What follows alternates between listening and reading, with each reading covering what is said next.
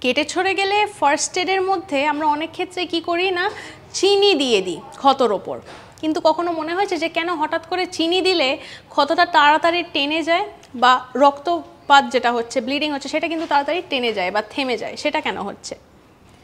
কারণ যখন আমরা চিনি দিচ্ছি ক্ষতর ওপরে, এই চিনি কিন্তু খুব সহজেই ময়েশ্চার অ্যাবজর্ব করে নিচ্ছে, মানে শুষে নিচ্ছে ময়েশ্চারটি, আর খুব দ্রুত সেটি করে, যেই কারণে কোনো ব্যাকটেরিয়া আর গ্রো করতে পারছে না। মানে ক্ষতটা তাড়াতাড়ি টেনে যাবে, কোনো ব্যাকটেরিয়াল গ্রোথ সেখানে আর হচ্ছে না। যেই কারণে বলা হয় যে কেটে ছড়ে গেলে একটু চিনি সেই ক্ষত জায়গাটায় দেওয়াই যেতে পারে, যাতে তাড়াতাড়ি শুকিয়ে যায়। হ্যাঁ, তারপরে নিশ্চয়ই আপনি সেটাকে ট্রিটমেন্ট করবেন ভালো করে, ব্যান্ডেজ দিয়ে ওয়াশ করে। কিন্তু ইমিডিয়েট যদি কিছু সলিউশন হয় তাহলে কিন্তু চিনি বেশ কাজে লাগতে পারে।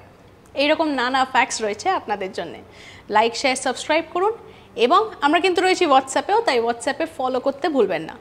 আর সঙ্গে রাখুন আজ তাক বাংলাকে।